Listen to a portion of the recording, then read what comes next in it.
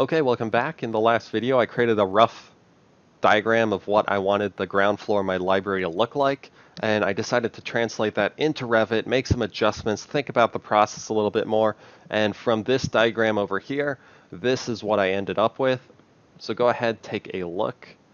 Now, the first thing I did when I started with this file was the decision that all the doors that currently existed in the structure, those exterior doors and the large ones in the front, I decided to remove their labels as well as the doors.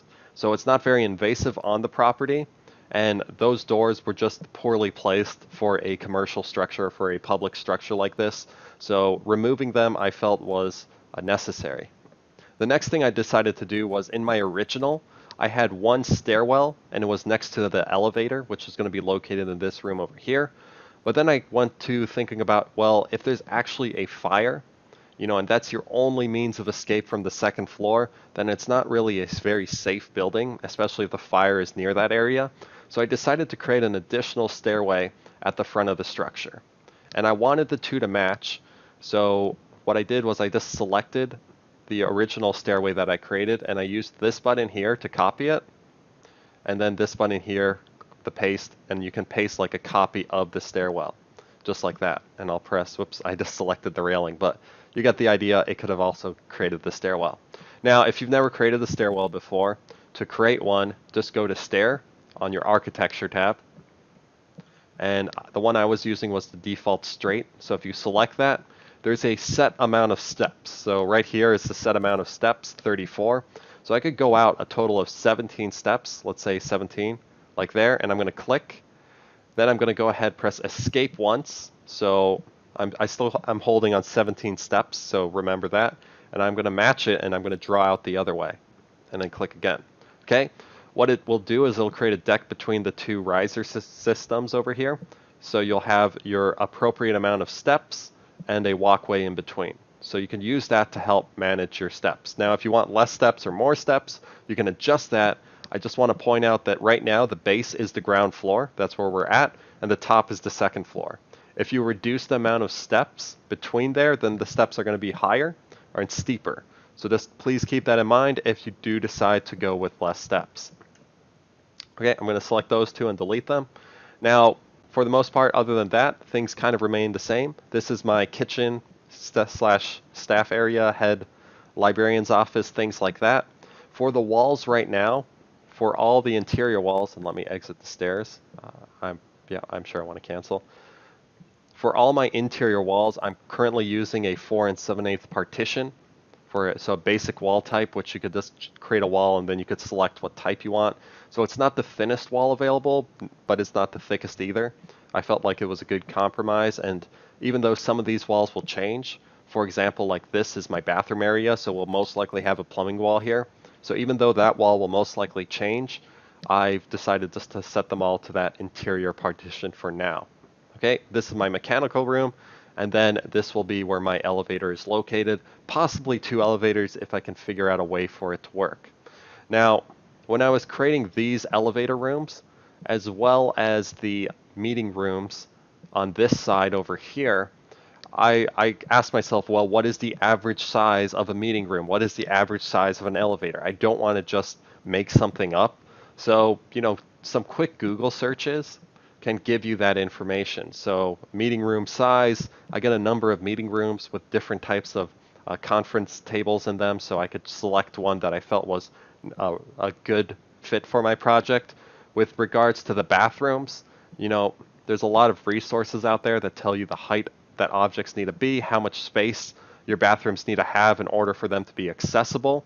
So I recommend checking out this site over here if you want to gather some of that information. It's really useful, as well as how much space, a typical stall takes and things like that. So just some quick internet searches can give you the dimensions that you need to make a good property. Even for something like an elevator, how wide does it need to hold the elevator car? That's important information. And if you're going for accuracy, you definitely want to know that stuff. Okay, so do some Google searches, set up your rooms how you want, and then right next to that, this is my meeting room, and then this area over here can possibly be more ways in or out of the building. I'm just uncertain yet.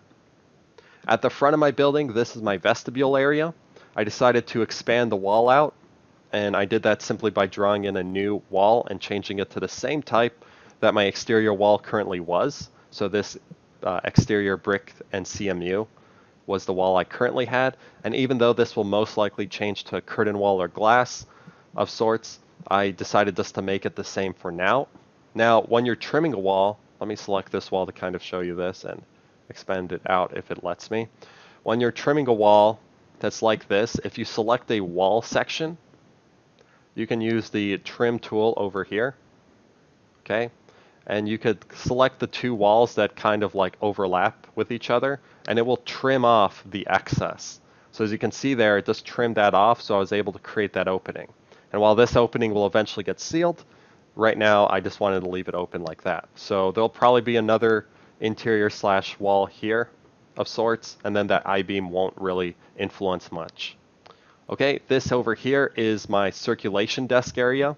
These are not walls that I drew here. This is simply, if I go to Architecture tab and head over here, a room separator. A room separator allows you to draw what essentially invisible walls. So I just drew some invisible walls there. They'll be referenced later as a room type, or I could like reference them later and put a label on it. But for now, I'm just using it because they won't show up when I go into my 3D view, and I know that this area is dedicated for my circulation desk. So it's just a good way of setting something up for your project without actually using it. But for now, I'm going to delete that one. I use the lines that existed to also help set some things up. Okay, over here is the children's area. So I'm thinking I'm going to put some 3-foot walls over here, but since I was uncertain at the moment, I just used that room separator again. I think I'm going to have some kind of a doorway here and then like a librarian of sorts on this area.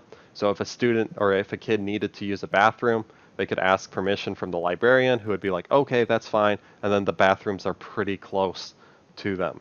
So you'll always know where your kids are at, and it's a relatively safe environment if you do something like that. And then something that didn't exist before, this area over here, I think I'm going to have like computers set up, so a media type center of sorts. And that way parents will be able to look at their kids and make sure they're okay if they're using the public systems for internet or whatnot. And there'll also be some additional computers in the back. So you can just like be on the computers, whether or not you have kids or not. Okay, in the back here, probably some beanbag chairs or something, but still undecided at the moment. Okay, so this is currently my layout. Some things I'm sure will change, but I will go ahead and continue to edit it. In the next video, I'm going to be updating these two meeting rooms here and setting them up so that they actually feel like meeting rooms and of the sort. So I'll be talking about that more in my next video. So I'll see you then. Peace.